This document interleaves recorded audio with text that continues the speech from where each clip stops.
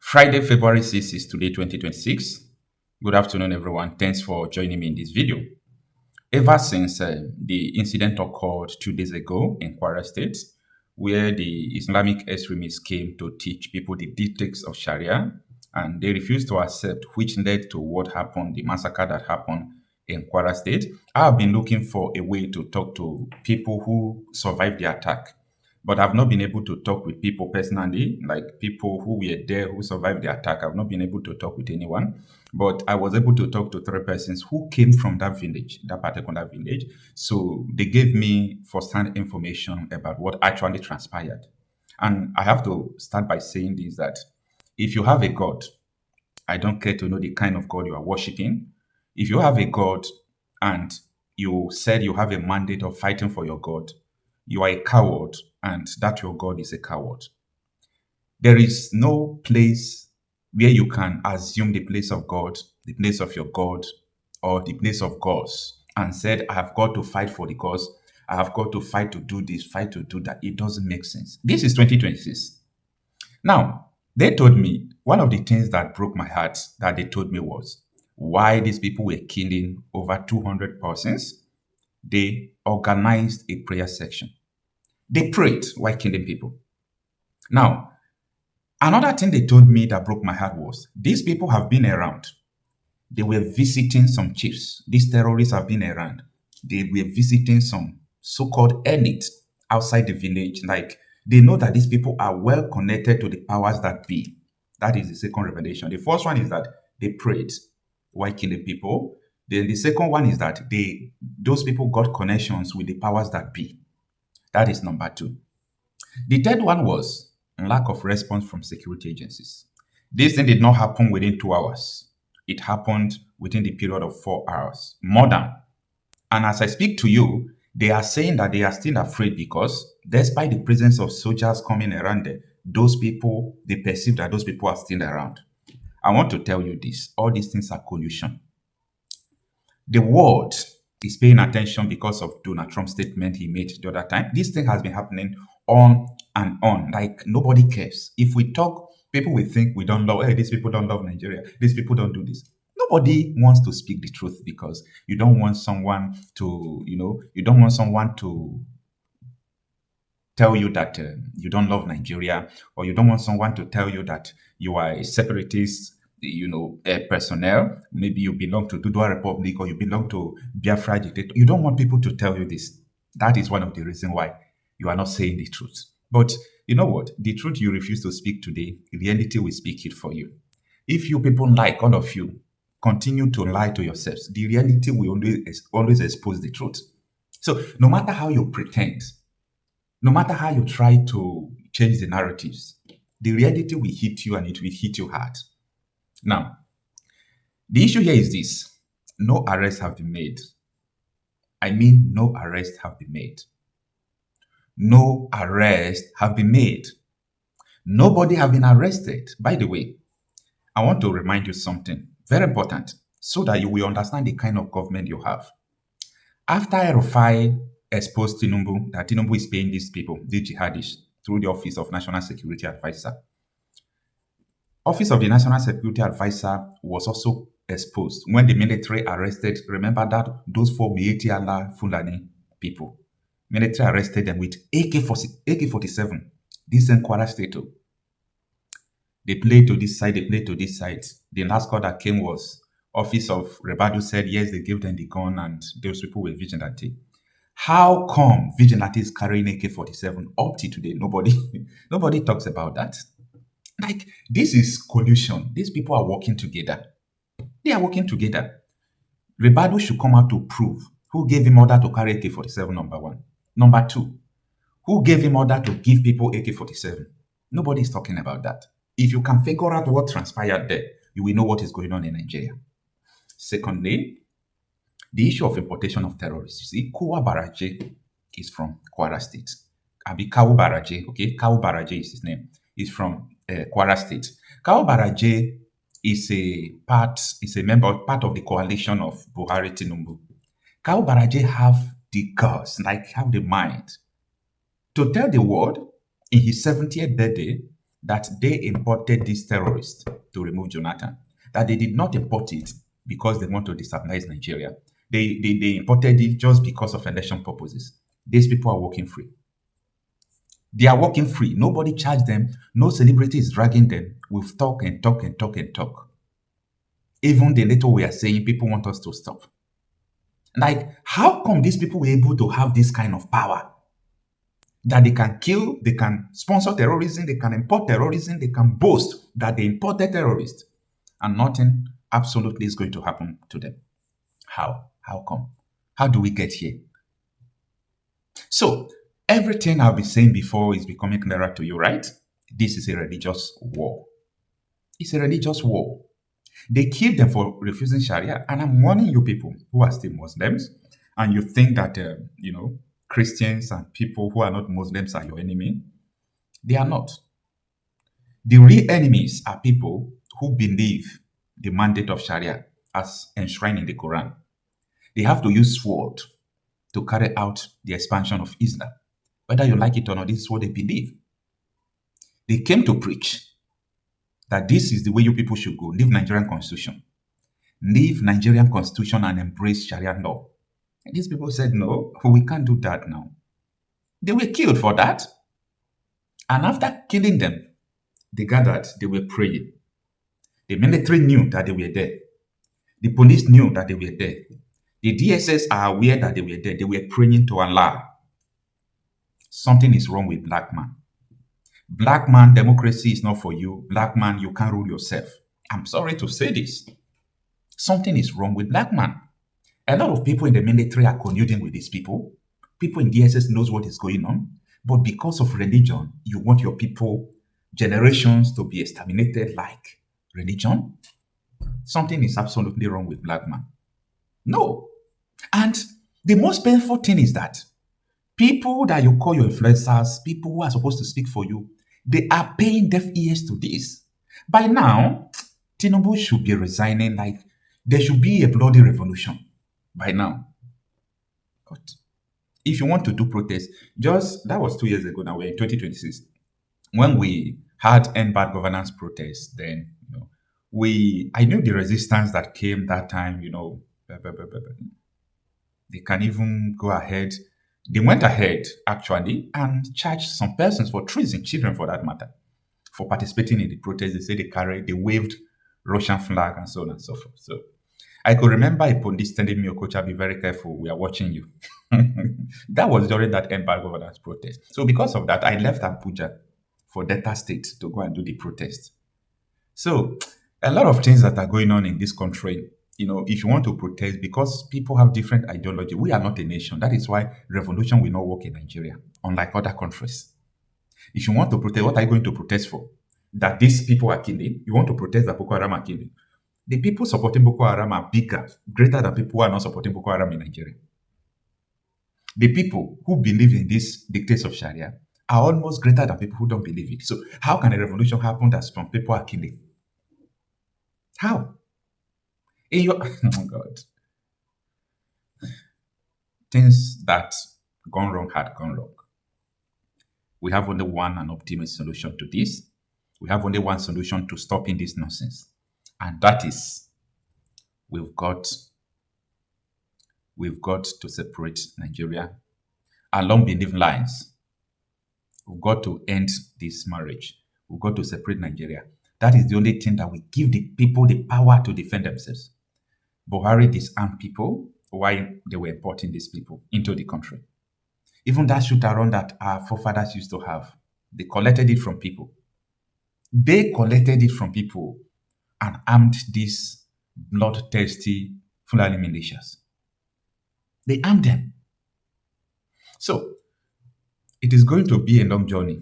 And the shortest journey is to divide Nigeria. Don't believe me today. You will believe in a hard way tomorrow. Don't agree with me today. This is a simple truth. When the reality hits you hard, you will accept the reality. The reality will not beg you to believe what I'm saying. Within the shortest period of time in this country, you will see what is going to happen. You people don't know the plans ahead by these murderers. You don't know the plan ahead. You don't know the plan ahead. This is a religious war. Okay? Religious war. That is what is going on, whether you believe it or not. I've served the military intelligence for the past 35 years. It has always been the case. Our problem is religion and social-cultural. I mean, people will expect me to come here and start talking about kinetics, about operation and so on. I've been an operational commander all my life. I've commanded warships, I've commanded troops, I've commanded men outside Nigeria and so on. But I'm not going to come to your station to discuss kinetics. The problem is not kinetics. In 2017, 2016, I'm always a member of the Security and Intelligence Brief at the Defense Headquarters. I said the center of gravity of Boko Haram and insurgency in Nigeria are the sponsors of that program. It was beyond us. Because the job we need to do is kinetics. Fight, destroy places, resolve issues. Yep. But we cannot resolve issue of sponsors of Boko Haram that were in Buhari's government, that we know them. When you say we, who I was in the military intelligence. Okay. And the defense headquarters staff that I work with, they know. And that was why we couldn't pursue that aspect that could have resolved that problem. Because you need to arrest people. And recently, 400 people were gathered as sponsors of Boko Haram. Why is it that the government has refused to try them? You remember this Boko Haram issue started since 2012. Yeah. And I was in the military intelligence that time. We arrested those people. It is my organization that actually conducts interrogation and interview. And they mention names. I mean, I can't come on the air and start mentioning names of people that are presently in government now that I know. Presently in government. That the boys that we arrested mentioned. Some of them are governors now. Some of them are in the Senate. Some of them are in Asu Rock. Why should a government try to cause this kind of embarrassment and insecurity to the sense of what happened yesterday? And the solution I gave them in 2017, because when I identified the center of gravity for General Lonshokin, and they couldn't pursue it, because some of them were ministers. And what I'm saying now, the Department of State Services are listening to me. They know them. Yeah, Commodore. So the solution I gave them was that if we can't pursue the policy strategic level, because the people that we need to talk to are also, going to be difficult to deal with. I said what they should do now is to conduct two things. We should buy blimps. The blimps are not UAVs. They are not drones.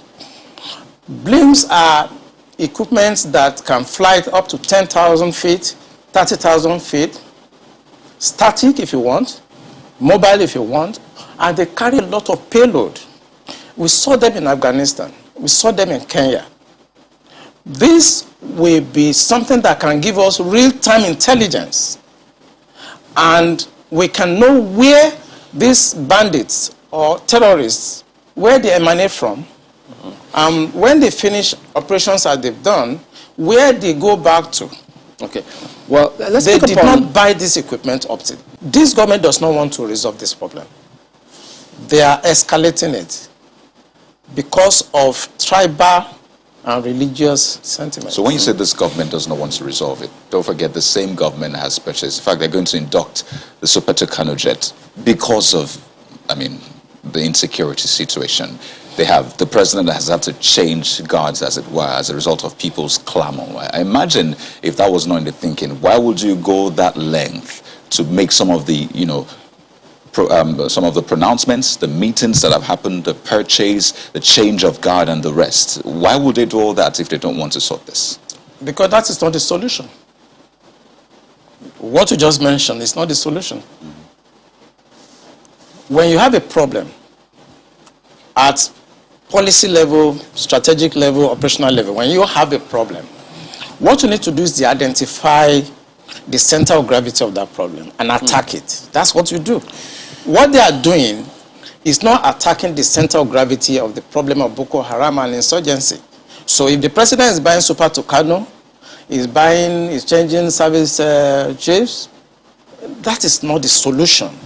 We are looking at the wrong side. It's not kinetic. It's politics. Are you ruling out kinetic altogether? I can't rule out kinetic So because it's part of it's the a solution. spectrum. It's a spectrum, you know, so you can't rule out something. But the center of gravity is what they should look at.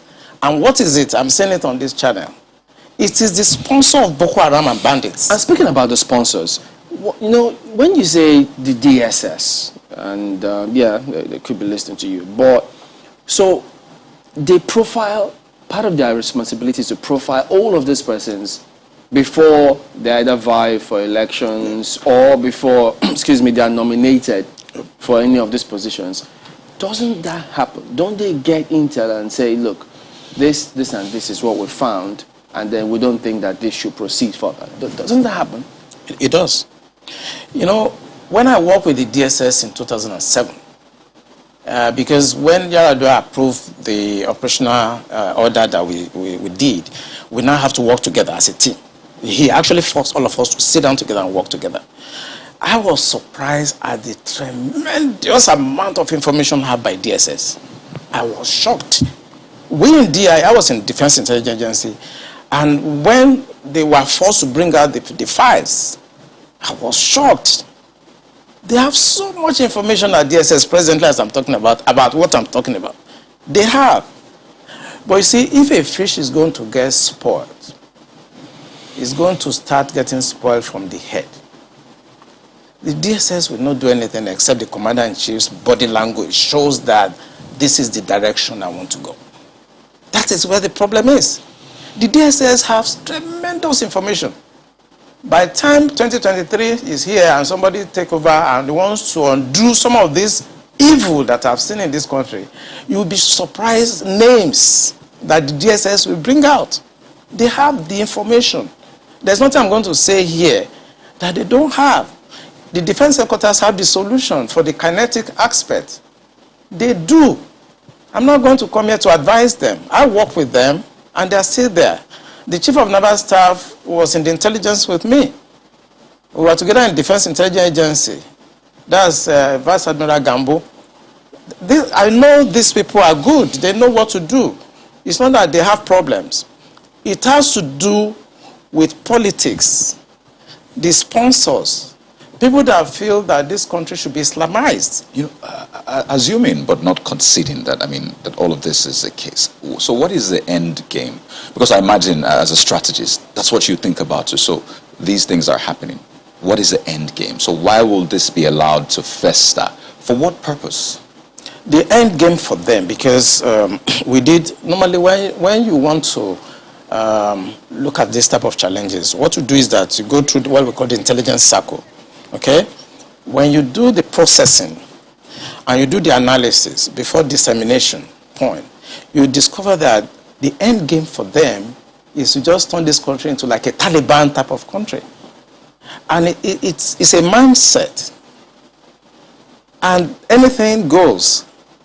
In other words, 10% casualties, 20% casualties is allowed in trying to achieve the end game of Islamizing this country. That's for the terrorists, the bandits. It's not for the terrorists and the bandits, for the sponsors. Because I told you, and I will repeat on this channel, the sponsors of Boko Haram and the bandits are the problems. And defense headquarters, the army headquarters, the naval headquarters, the air force cannot do anything about that. Buhari has to do something about that. The Interpol has the list of those people that are sponsoring Boko Haram. I work with Interpol. They should ask, if they don't know, they should ask. The government of Dubai, they have the list of those people. During the trial of those people that were caught, names were mentioned. They have the list. The government also told us that they've arrested 400 sponsors of Boko Haram. Why should a government not try those people and bring peace and harmony and safety to this nation? Why won't a government do that?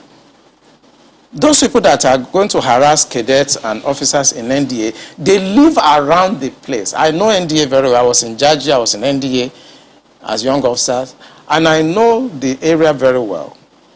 They live around the place. So why can't you put up a blimp that can see what they are doing in real time and eliminate them? Why won't you do that? In fact, there were more details saying that some persons slept up, but we'll come to that hopefully. Marco has got some questions for you.